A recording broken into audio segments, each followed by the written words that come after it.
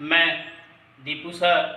आज हम आपको हिंदी विषय हिंदी के अंतर्गत व्याकरण पढ़ाने जा रहे हैं। जो भी बच्चे 5 से 6, 6 से 7, 7 से 8 में गए हैं उनके लिए यह टॉपिक है। नए बच्चे, नया सेशन, नया पाठ आज हम प्रारंभ करेंगे जिसका नाम है भाषा और व्याकरण। भाषा और व्याकरण। भाषा, सबसे पहले हम जानेंगे कि भाषा की उत्पत्ति। भाषा की उत्पत्ति उत्पत्ति मतलब जन्म। जन्म कह लीजिए कि भाषा का जन्म कैसे हुआ, भाषा शब्द मिला कहाँ से, भाषा की जननी कौन है। सबसे पहले हम इसको जानेंगे, भाषा की उत्पत्ति। भाषा की जननी कौन है, भाषा का जन्म कैसे हुआ। भाषा शब्द कहाँ से बना, आइए देखते हैं, सुनते हैं, जानने की कोशिश करते हैं। भाषा की उत्पत्ति आप फिर से देख लीजिए, उत्पत्ति मतलब जन्म। भाषा की उत्पत्ति संस्कृत के भाष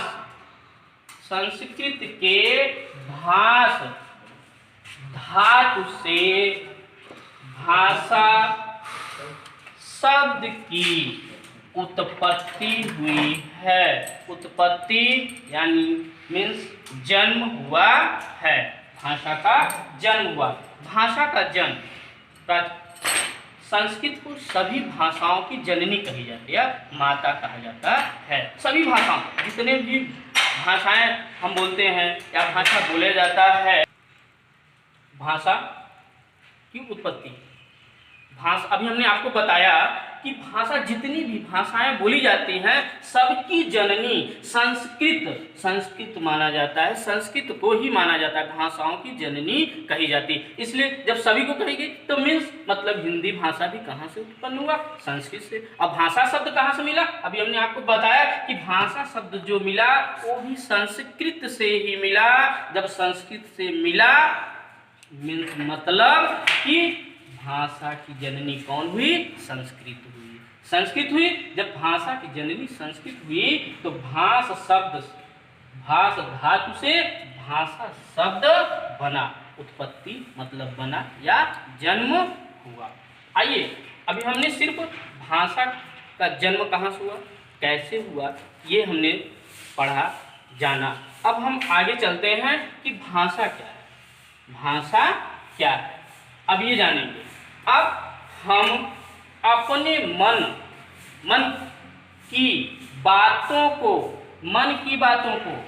ध्यान दीजिए, मन की जो हमारे मन में है दूसरों तक पहुंचाना, समझाना या दूसरों की बातों को समझ लेना। इंग्लिश में आप कह लीजिए एक्सेप्ट कर लेना, स्वीकार कर लेना।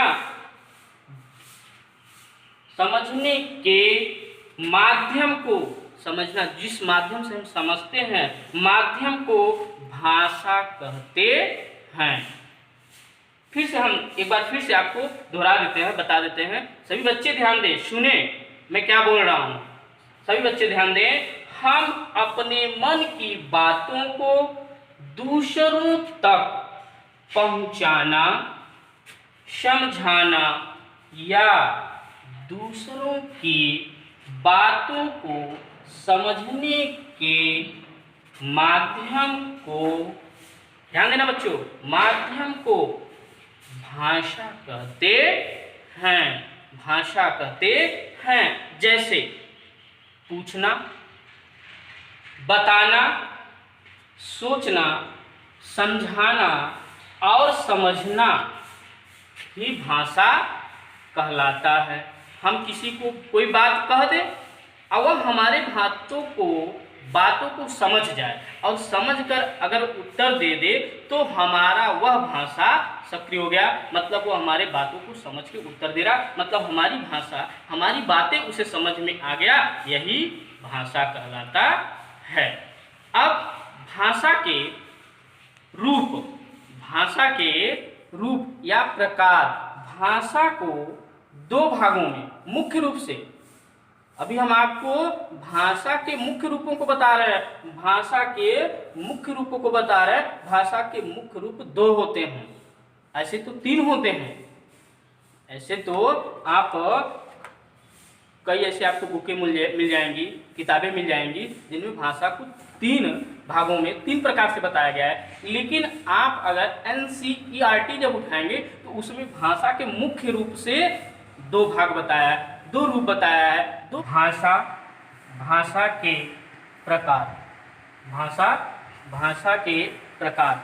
अभी हमने आपको बताया कि भाषा मुख्य रूप से दो भागों में बांटा गया, दो भागों में बांटा गया मुख्य रूप से।